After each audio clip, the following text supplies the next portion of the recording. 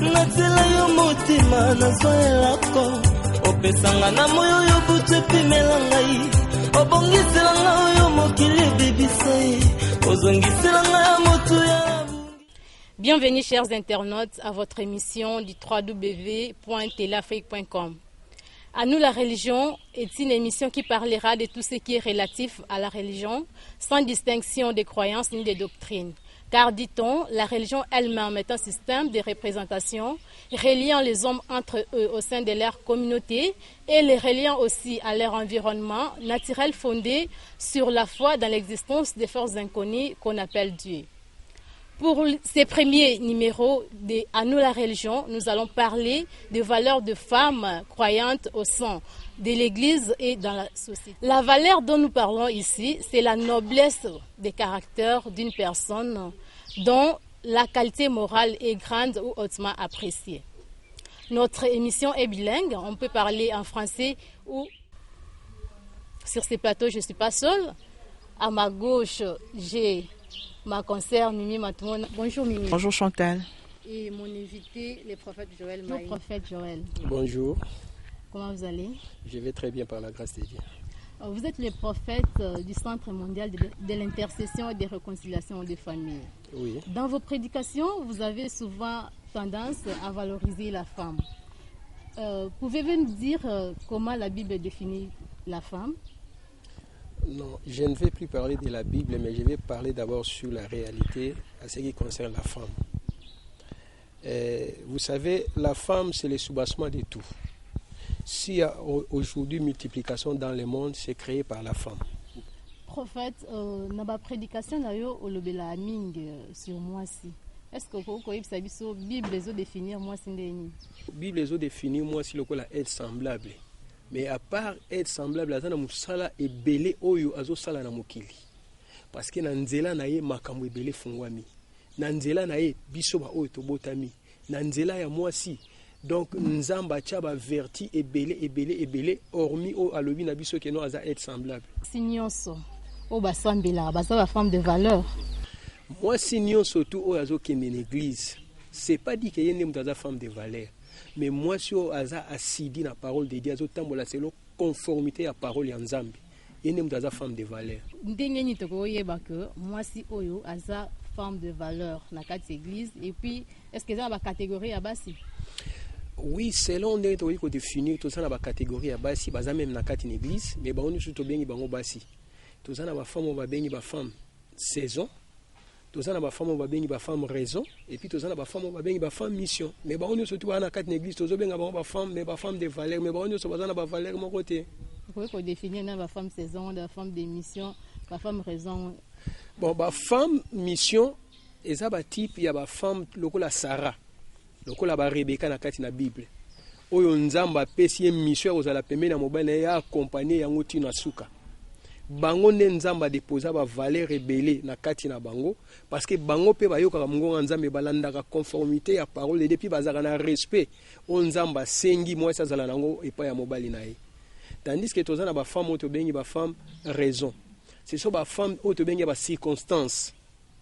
Na raison moko boye akoma yi mwasi ya mutu songolo boye. Mais na kota la penda ba vertu spirituelle ou bien ba na kati na amour propre ya ko zana nango epa ya mobali izala raté. Alors troisième catégorie la femme saison.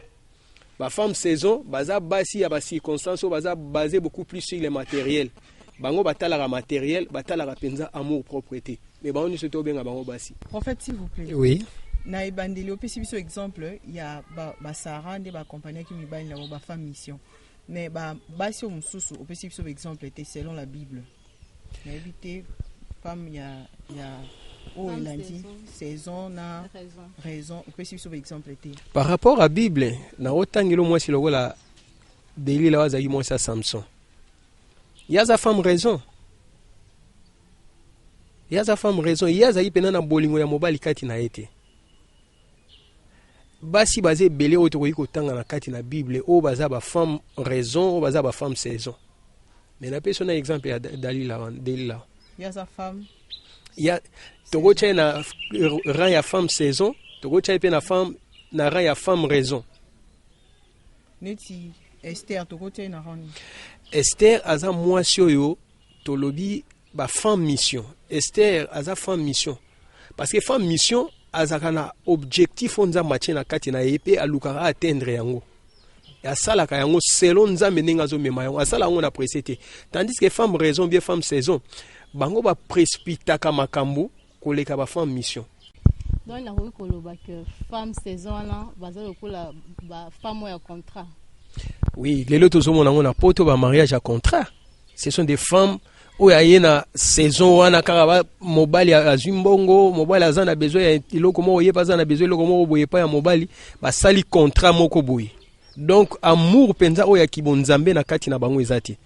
Donc baza basé ni loko moko boy o bazo luka. Ba femme raison baza ebelé. Même les loso gozo na difficulté koti na kati na église. C'est parce que ba femme raison basé belé. Oh ba femme raison ba bala nara dans l'église, ba bala nara dans les seigneurs té. Or que Bible lobby faut que les gens se marient dans les seigneurs. Dans les seigneurs eza propriété privée à ba femme mission. Il y a un moment Bible qui ezolo bageno qui trouve une femme trouve le bonheur, c'est-à-dire tant que Bible ezolo qui trouve une femme trouve le bonheur, ba signon surtout baza na bonheur té. Bible lobby l'homme peut hériter de ses pères des maisons de richesse. Une bonne femme, c'est un don de Dieu. Bas signaux surtout bazar badonté. Sorozu moi si le ko la femme saison la vie, au souffrir au ya au kufa le ko la Samson. Sorozu moi si le ko la femme raison, au souffrir. Parce que kati na bango bolingo penza oyo nzambe acha moi si na mobali ba vivre ba vivra yango te. Yango zo mona lelo na tozolo betolobeli likamwa poto. Même na mboka na biso ba makamwa ne komi. Au comment moi si à Balani dans l'église, dans les seigneurs, après 3 ans, 4 ans, 5 ans, divorce. Au moins même un serviteur de Dieu belé. C'est parce que mariage, Joana, baïe koponati, à femme raison, femme saison, bien femme mission. Donc, véritable moi si na quatre églises des années femme mission. Oui. Alors, on reconnaître un dingue. Abraham azotinda Eliezer Mosala qui ne lukela Isaac moi na moi si. Après ça qui est la condition ya moi si akoyi ko lukela c'est-à-dire femme mission na kati église pour nous retrouver nzambe fois ça là on a likabwana ya ko comprendre et les autres zolo ba ceux qui est dans Saint-Esprit ezali au ça la choix bien ce sont des femmes oyo babima hors la ville c'est-à-dire ba longwa na sentiment ya mokili et puis ba trouvera bango na puits ya mai ezo signifier la parole et si la parole pure ezo bima oyo mutakoyi ko vendre ça enfin que changer vie na epona construire mariage malam pour bâtir foyer mo malam. Comment on a lelo la plupart ba jeunes balobaka basi ya mabende baza en quatre église a uti asali mabe na mukila tambola yo trouver refuge dans l'église. Ce que yo zotinda ba tubake no trouver ba femme ya mission na quatre église. Oui, na quatre église to ça na quatre catégories ya ba chrétiens. Ba bengi ba chrétiens mais ba surtout ba chrétiens té. Parce que église lelo eza arche de Noé et koti ba nyamanyo surtout pire na impure. Quatre catégories ya bato tozobenga lelo ba chrétien na kati na église tozana bato ya liboso ba bengi ba chien nature na bango ezako sanza biloko sima bazongisi. Deuxième catégorie ya bato zana bango ce sont des boucs nature na bango eza teti ata ozoluka bolamu na ye akolinga bolamu wana te. Troisième catégorie ya bato zana bango ce sont des brebis obayoka mungonga nzambe balandaka ye parmi ba brebis ndesika ba femme mission bavandi. Quatrième catégorie ya bato tozana ba loup obalata toujours poser même po baliana ba brebis baliana ba bouc baliana ba chien na kati na église mais to benga bango ba chrétien. Donc tant tozolo ba ke non femme mission faut Saint-Esprit asungayo parce que Jésus qui salobi tant au Saint-Esprit akoya akolakisa biso akoyede biso po ete to sala o tozana ngo besoin ko lanisa malilo ba nzambe. Est-ce que ba femme mission na ba sapena ba secret na ba? Oui, femme mission nzamba dota bango ba secret ba femme mission nzamba pesi bango 8 sorties intelligence apesi bango 7 portions d'esprit apesi bango 12 valeurs. Donc bazana ba secret moko eza ke non eza vraiment ce qui a yebi yango c'est une bonne femme. Donc na ba secret même si ce ko lingo bala ceux qui femme mission azana 3 secrets et que yo mobile yo comprendre 3 ou bien 4 secrets wana oyo ko yekoki ko bimisa etango azana ndako na bango soki yo bimisi 4 ou bien 5 donc on vivre un mariage mon père. Secret on le pose. Ba secret eza ebele la première des choses faut azala femme oizo bâtir ndako na ye. De 2 faut azala don ya nzambe. De 3 faut azala femme trésor on nzamba pesi. Pourquoi tu as la valeur, femme d'émission, à 12 valeurs? On peut savoir ça, tu as mis balle. Valeur, il y a femme mission à liboso, tu vois, on peut ça, on mi balé, tu as zama sungabiso, tu peux ça, tu mis ça tout. Attends, nyonso te poto comme mukanda boso to bito pesa nyonso tout ko dévoiler likamoto limito sala. Valeur na ya liboso ezali beauté intérieure na ye. Première valeur na ye, donc caractère intérieur na ye, parce que moi si azaka na 3 caractères avant bala. Caractère na liboso tango baza na fiançailles, yami balé, tango basali dot, yami sa tout tango akoti na kati na ndako. Donc na caractère wana akoki ko bomba nyonso tout mais ayeko bimisa oya suka tango aza na kati na ndako. Alors il y a un moni que nos vraies valeurs ya liboso ya nani ya femme mission ezaka intérieur na ye, c'est-à-dire intérieur na ye et ça la ka onyo surtout nzamba lingi na vie. Tozu type ya moi si loko la Sarah, type ya moi si loko Esther, bazaki na ba bonté moko intérieur. Ozu moi si loko la Rebecca, aki na bonté moko intérieur. Loko la Rite, baki na ba bonté moko intérieur. Na kati ya bonté intérieure et loko liboso tout monde a l'obéissance. Parce que la Bible dit mieux vaut l'obéissance que les sacrifices. Il y a un moment où surtout bazaki obéissante na kati na Bible. Mi ba la bango bandai ko traiter bango de seigneur. Ba bandai ko pesa bango valeur ya kibonzambe, première valeur na bango. Wana eza première nani valeur ya mwasi. Deuxième valeur ya mwasi eza aspect physique na ye. Soko tali bien Bible zoloba Sarah était belle de figure et Rebecca était belle de figure et belle de taille. Et qu'on t'a capé beaucoup plus. Parce que les lots, tant on a sa beauté à Sarah, sa beauté à Rebecca, sa beauté à Esther, c'est que ça n'a pas si nous sommes pas de côté. Au lobby, na beauté intérieure, beauté extérieure. Si on a une beauté extérieure, c'est que ça déjà disqualifié. Au cause de la disqualifié, parce que ça a valeur où il y a nzamba tche na kati na yo. Et l'oko nyon surtout, où il y a nzamba tche valeur na kati à so entretenir les ala mabete. Parce que image nzamba les ala mabete. Basi mususu bilongi pe kokana te yaza moi bien yaza aza moi kitoko te en fait mutusu moi c'est ko tale pe alobi aza mabe penza. Oui, mais ceux qui azana ba vertu spirituelle kati na ye tangu mobile ye ko bala ye automatiquement abanda ko zo onction o ya mobile tala pe la ya ngo mona la majorité ba serviteur de Dieu bazana na basi ya bilongi mabete pona nini onction ya mobile wana ezo transformer moi si on est pesa ye caractère moko boye rajeunir pour Bible lobi ba nenyo surtout ba gelek na ba gazam ba devoir ki bilanga la biso nzamba ozongi c'est la biso, c'est-à-dire bako rajeunir ye bako pakola ye mafuta lola bako simba ye okomona geno komi ko zo elongi moko boye o yazalaki na yango te. Et bon, ceux qui forment des missions, on va bailler mon seul en Zambété. Bien bailler mon tassambe là, mais à femme des missions. Fonction au rajeunir et ou tawat. Ba femme des missions surtout, nzamba appelle ça ba serviteur na. Parce que baza baso nzamba poni a chepembeni. Ako lukate ke ba qualité malamu a na kati ya mwasi na za femme mission, ake ne pesa ngo pa mutu mso ake ne nyokola yango. Eza loko la fleur, nzamba appelle so fleur rose ou arroser yango. Sikoyo soki mutu a utilité a fleur rose te azu yango. Awe ba ko arroser yango te. C'est-à-dire a repéso mobile a ko servir tant sous na finance, tant sous na ministère, tant sous na protocole d'intercession na ba département na ba mamu belé tant dozo ba ko servir nzambe na ba domaine nyonso tout. C'est que ligne ko ba pasteur nyonso ba bala ba femme de mission. Non, c'est ba pasteur nyonso tout ba bala ba femme mission mais le ba divorce ezate. Mais le ba divorce ezate. O oui que ceux qui ezana ba tout belé ba sala erreur na mamu cho ezaba serviteur de Dieu. Parce que beaucoup plus wa kendenge na misu na matériel ba lukara tena nzambete na yepisa biso ne bandel bi le lobby soki to ko sala choix to sala yango dans les seigneurs et non dans l'église ba te belé ba bali na ba prophétie ba te belé ba bali à cause de ba famille ba te belé ba lobi lokola ba église et lobaki yango to mona ba conséquences ba divorce lelo prophète siko ndenge ba bali bongo. Comment remédier siko en tant qu'homme de Dieu so sali choix moi ya mabe bongo? Comment tu peux remédier la situation là? Okoki ko remédier parce que si on sait déjà engagement. Et ça quand osenge pas nzambe, nzamba sala au faveur. Mais ekoko bebisa ministère na yo pour so azani ti femme ya saison. Aza femme à mission te. To mona ya mususu na une église bandimi ba komi décourager pour maman pasteur ya mususu na caractère à mabe, aza na langage ya mabe. Et quoi handicapé pe ministère ya papa. Oui, et quoi handicapé ministère ya papa, mais problème est ça on a Bible le biso batoza makasi to soutenir ba baza faible. C'est-à-dire mobile il faut avoir temps ya ko prier pour na moi sinayo ko senga miséricorde ya Nzambe. So razo changer te.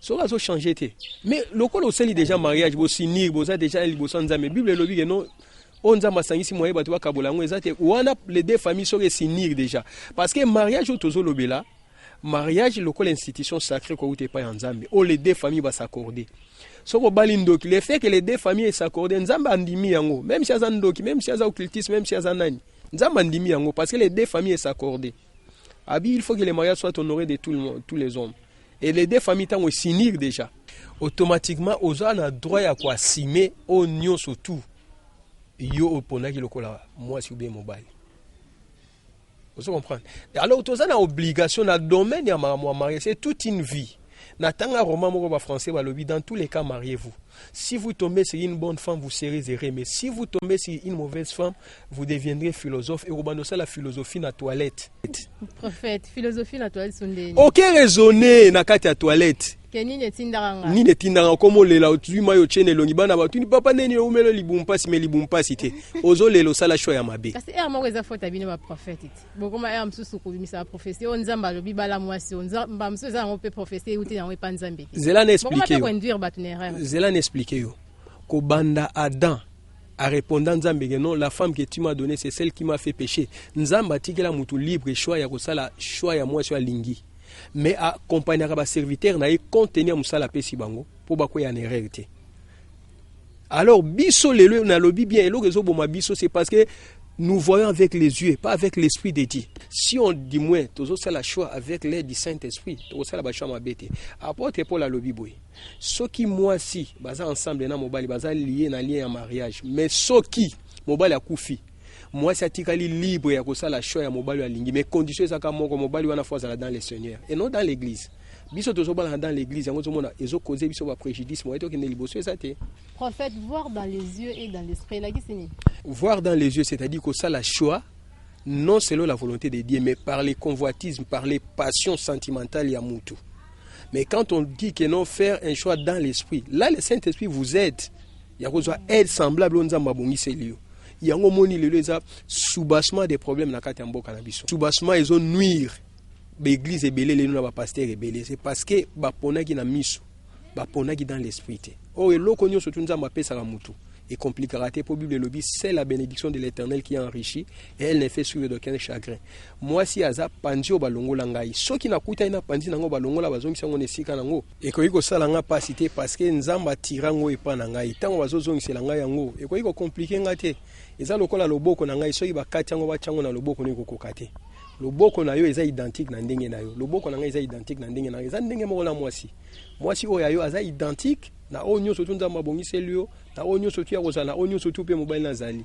parce que ça est semblable oyo auti na pandia mobile ba tindinga na tuna yo question ala mutatindinga aza aux États-Unis love live Manuelo aibsinga na tuna yo pourquoi dit-on que la femme c'est l'apothéose oui na ligne expliquer biso loko on a bientôt comprendre yango parce que Bible lobby éduquer une femme c'est éduquer toute une nation ba lobby éduquer un homme te moi si je parle de la femme mission oui. Femme mission azaka valeur ya mboka mobimba et aza fierté ya mobali na ye yango zomona lelo Angela Merkel a bimi 6 fois meilleure femme ya monde donc eza valeur ya Allemagne eza fierté ya mobali na ye mobali pona ba découvrir que no oza mobali ya malamu et sengeli ba mona ba oyo zo sala na nzoto mwasi na yo alors pona monde échanger moi si ndemu tazana capacité wana parce que eloko mbongo biso to bosanaka ta onzamba la lisaka mobali pongeza ki liwa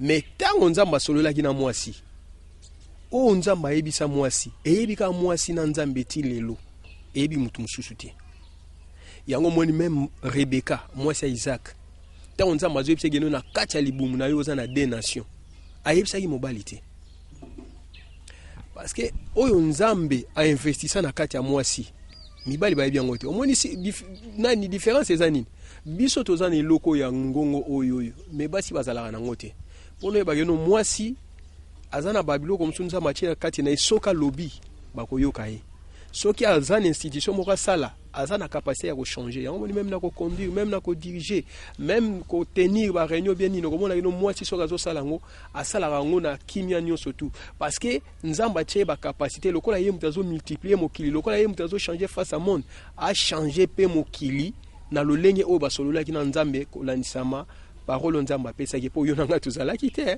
à moins que le Saint-Esprit nous aide to comprendre babiloko wana zoloba nzamba zongi stabilité yemoko stabilité za na spiritualité ya omoni balobi kati na Yesu Masiya juif azate grec azate moi azate mobile azate tout le monde nous sommes les mêmes mais ba coutume ba tribu na biso ba mboka na biso tozana complexe mundele comprendre la réalité on a dit que non soki eloko ezo senga moi si pour une émergence atika et mundele accordaka moi si valeur makasi ngo moi na poto eza difficile pour na ba condamner moi si mais biso awa lokola toza ba africain to lingi dictature to lingi moi sorte à pouvoir moko boye yango tozo zo basi lokola ba instrument non moi ça c'est instrument asa être semblable ya mobile mutu asa être semblable ndenge ne ko lingate asa na liberté lokola yozana yango tozo loba mibali esika na esengeli ba raisonner malamu ozo mona na ba serviteur de Dieu mususu bazo salela nzambe lelo mais dictature azo zo moi si lokola instrument moko boya azo sambela azo zo moi si lokola instrument moko boya azo minimiser moi si oyo tala na lina lobelo komoko moi si a continuer ka musala oyo mama tika ko sala moi si nde mutu a continuer ka yango yende mutamema ngoti na suka alors ya ona baji soki mibali babi valeur ya basi ba osaka na basi te prophète na ina prendre au monde na ndengo lobi moi si a continuer aka musala oyo maman asali tomoni bizaleli ya ba maman na biso akala maman zaki kaka na cuisine maman zaki bisika mobali azali ya olobate mais siko émancipation ye ozomona te que moi si o azaki mwana lobby lelo komi maman moi a continuer sous musala ya maman na ezate parce que ba mère c'est au changer côté wana et comme conflit net ya génération côté wana ko yebisa bisoni au moins le réseau pour ma biso lelo c'est parce que toza appuyer na parole de Dieu te ozo comprendre tozo zo science ya mokili tozo sangisa yango na makambo nzambe non o nyoso tu mutu a inventé na vie eza pona ko nuire mutu o nyoso tu mutu azotia na vie eza pona ko déstabiliser mutu alors soki tolandi principe divin soki tolandi ndenge nzamba zo mema biso oya komona ke non bato ebele bakokota lifelo na baerreur ebele mwasi asalaka musala ya mama atiki ndenge nini bamemi yo na zemi 9 mois baboti yo mama komeliso libele okolala na tolo ya mama mama kosokolelo bilamba okolia akolambela okosalela nyonso tu alors biso pe ntango tobalaka basi musala wa mama bandai kosala tolalaka na tolo na bango basokolelaka biso bilamba baorientaka biso pe baza baconseiller na biso alors ozomona mwasi soki mobala yebi ke no mwasi asala musala munene na vie akosala vantité mpona nini de ozwi mwasi wana olongole na famille na bango oye na ye azwi marque na yo azwi kombo na yo azaki na ye bien obotisi ye bana ozo vivre na ye ozo comprendre azo salelo musala azwi kombo ya famille azwi charge ya famille na yo ekomi ya ye mais okoya komema ye na ali ya dictature mpona nini donc faut tozonga na ancien temps yango moni même Jésus Christ azoloba sur les mariages alobi nini na ntango ya Moïse ezalaki boye te ne bandele ezalaki boye te soki ekomi boye Moïse apesi bino bokoma mukanda à cause ya direta mitema na bino mais ne bandele ezalaki boye te na kati esiko tozana des choses même ce qui concerne les divorces tozana des choses oyo bato fo bacomprendre tozana volonté permissive ya nzambe na volonté parfaite ya nzambe volonté parfaite ya nzambe alingi divorce te mais la volonté permissive ya nzambe lokola yo lingi o divorcer nzambe atiki o divorcer na yo mais conséquences ezali ke non soko ozalaki marié o divorcer okoki kobala te fozela moko akufa bongo osala nini obala mais yo soko obali yebaka no déjà osali lisumu ntango ozoteya bato ozocommunique liwa yango moni nazolobela sur la bato bazokende na baeglise bapasser baza badivorcer bakeba parce que le fait ke bazoimpose bino maboko bazokotisa liwa kati na bino normalement soko divorcer selon la Bible apôtre Paul a clarifié ngo bien babi évêque faut à l'exemplaire na Timothée balobi na 1 Corinthiens balobi li makamona ke non ba cité ka évêque to pasteur to évêque azana sentinelle ba serviteur de Dieu surtout baza ba sentinelle parce qu'il veille sur les âmes évêque soko comme déjà na 12 églises 15 églises bako benga évêque parce que ça na sentinelle na surveillance à l'église mais nous parlons sur l'homme de Dieu tout le sur l'homme de Dieu tout le la mot évêque parce que c'est compliqué tout le sur l'homme de Dieu homme de Dieu nion surtout oyo divorcé tikala ndenge wana soko se remarié et qui au respecter parole de Dieu aux ana malédiction likolo na par rapport à la parole de Dieu parce que apôtre Paul a lobby évangile au batay biso même ange alola yeko bakisa quelque chose ange wana za la maudit. Bon, ceux qui a divorcé en cas d'adultère. En cas d'adultère, il faut oser la Bible lobby, il faut oser la moko kufa pour yo se remarier. Moko kufa pour se remarier. C'est comme compliqué. Et ça compliqué c'est biblique. Prophète na moni penza yo valorisera moi si. Oza vraiment sûr que moi ça peut changer face du monde. Naza très sûr et naza certain. Na oyo nzamba loba nga par rapport à la valeur de la femme. Nga naza prophète. Naza prophète rationnel. Donc c'est-à-dire naza ministre et prophète. Naza prophète ya donté, naza prophète intuition té. Naza prophète on a ça l'alliance na Nzambe na mataka. Esprit ya Nzambe mimangati na conseil céleste na yoka onza menenge ni nazolo. Na koki koyebisa oye koyati 2050. Na koki koyebisa yo oye koyati 2030, 2040 même en Afrique. C'est parce que Nzambe aloba ki nanga makambo na nyoso tout. Donc naza prophète Nzambe azo révéler makambo belé ya mokili et non kaka makambo ya batu mais ya mokili. C'est ça un prophète. Prophète. Parmi les messages wana Nzambe ayebi que moi si akoro changer face ya monde. Oui. Omoni soki mutu akomi na ko comprendre ce que c'est la femme. Okomona geno ba charge belé ba kotikela ngo moi si. Pour moi c'est ça la yango. Soit par exemple, attends moi si je suis conduire, au moins azakana attention moko vraiment très calme que mobile sur gazo conduire. Moi si azakana attention moko calme na maramunyo surtout. Yango moni azangi lokoyo. Biso tozana yango e compliquera biso. Mais lokola ya azana ngote o ya sala yango avec le cœur. Mais biso mamwebele to sala yango avec le cœur et nous faisons ça avec la tête. Différence ezali ko sala likamuna motema na mutu. Na mutu ozo luka penser à motema te. Na motema oluka penser en nzoto mobiwa parce que source ya vie ya mutefandi na kati ya motema yango moni bato ebele balobi ke no Dieu a le cœur d'une femme c'est-à-dire le cœur du pardon ata mwana soko betie pa mona leli mama suka nango soko zuiye omemiye atiki kolela pona nini ayo no mama kaka muta ko ikozala na mawa mama muta ko ikozala na pouvoir ya changer et soko tangi parole de Dieu beaucoup plus bato basi onzamba salela ba se manifeste ba tena puissamment pour être nzamba tchake loko mo motu ya na kati na bango. La moi pena Chantal moi si un prophète la femme la plus heureuse et Neba Lobby le bon Dieu est une femme pas musicien moi je crois que Azaki a raison Chantal. Moi était maman yango la ina tuna prophète le quoi to comme na suka akoko yebisa biso place oyo moi si azoko occuper na kati ya centre mondial d'intercession et de réconciliation des familles.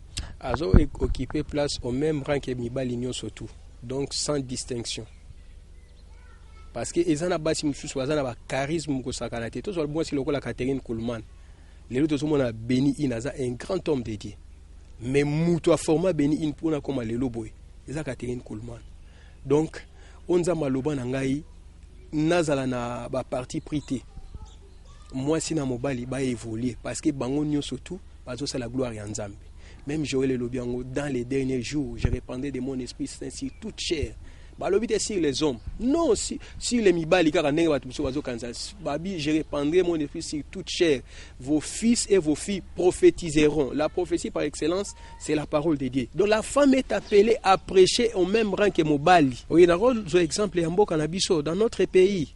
Tokoza basi lokola ba maman Kutino, ba maman Tumba.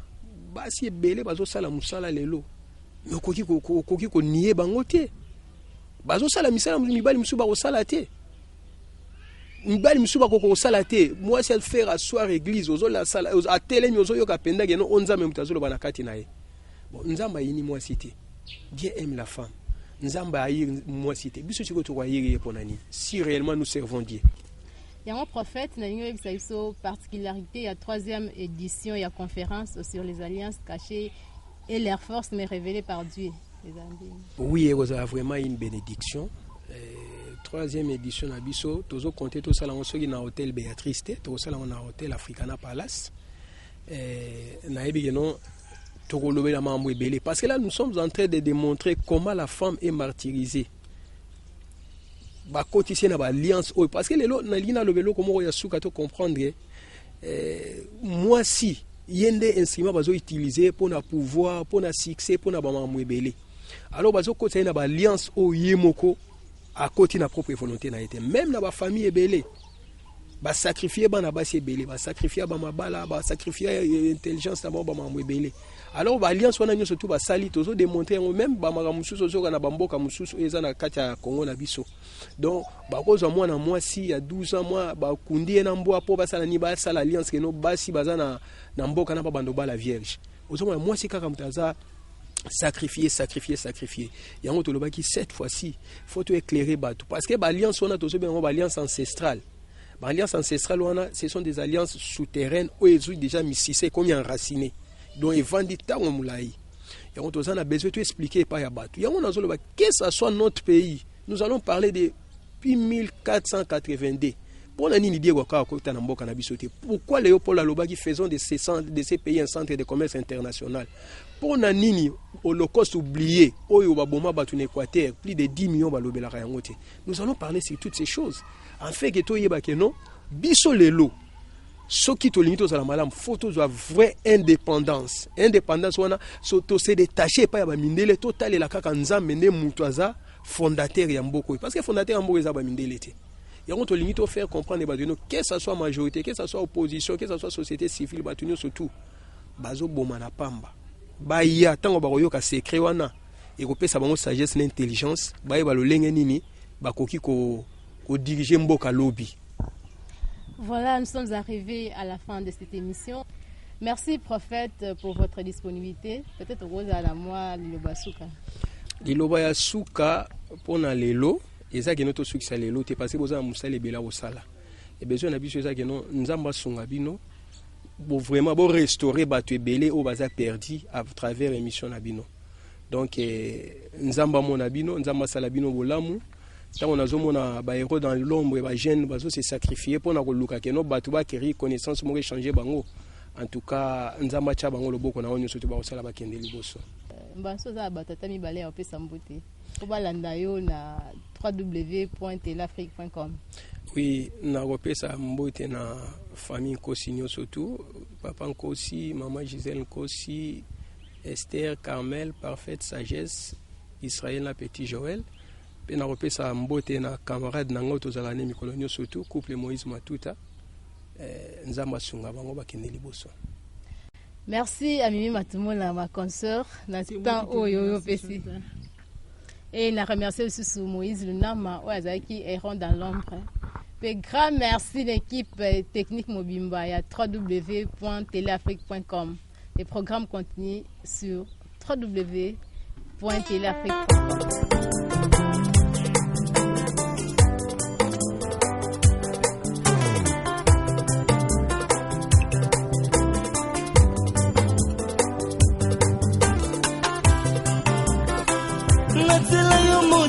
Nazoelako opesanga na moyo yo butu epimelanga